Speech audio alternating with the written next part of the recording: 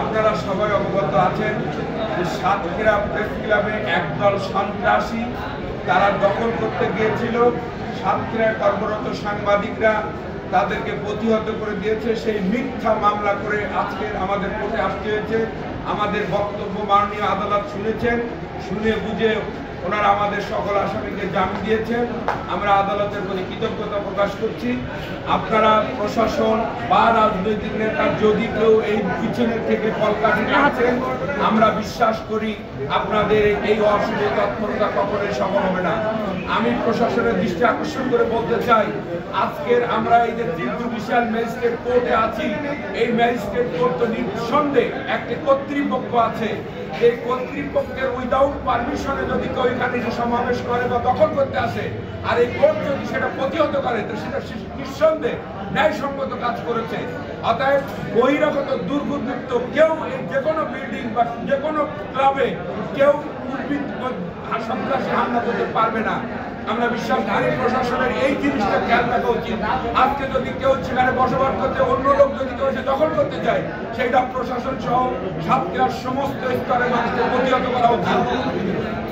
এই যে সাংবাদিক নামধারী আসাদ, কাশেম, এদের নেপথ্যে সমস্ত একটি যারা রাষ্ট্রকে এখন অস্থিতিশীল তৈরি করার প্রচেষ্টা চালাচ্ছে, এই সাতক্ষীরায় স্মুথলি চলছে, সেই সাতক্ষীরাকে অশান্ত করার জন্য চক্রান্তে একটা গোষ্ঠী কাজ করছে। এদের নেতৃত্বে দুই দলের সামনে দিয়ে নেপথ্যে যত সব অতীত সরকারের দোসর, তারাই এই সাতক্ষীরাকে অশান্ত করার প্রচেষ্টা অব্যাহত রেখেছে। আমরা এটা কোনো প্রকার বরদাস্ত করবো না।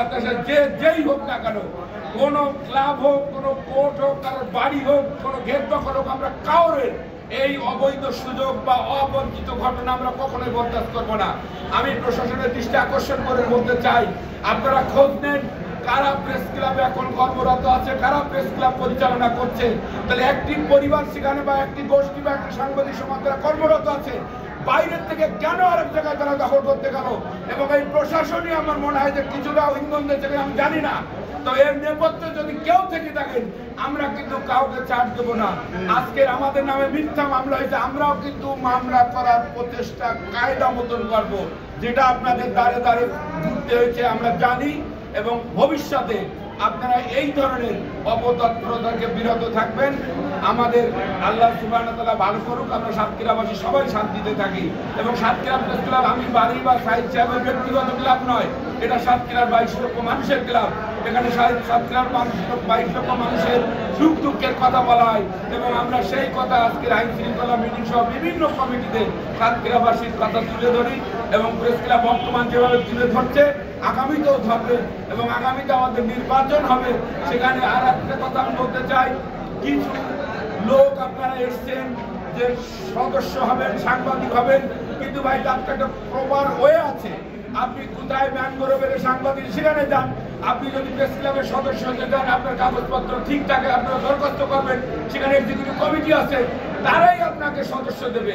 ইতিপূর্বে 69 সাল থেকে আজ পর্যন্ত প্রেস ক্লাবে কেউ এরকম দখলদারি, ওই বাজারে কমিটি দেওয়া, বাজারে কাগজ দেওয়া, বাজারের মেম্বার দেওয়া কেউ কিন্তু আজ পর্যন্ত হতে পারে নাই।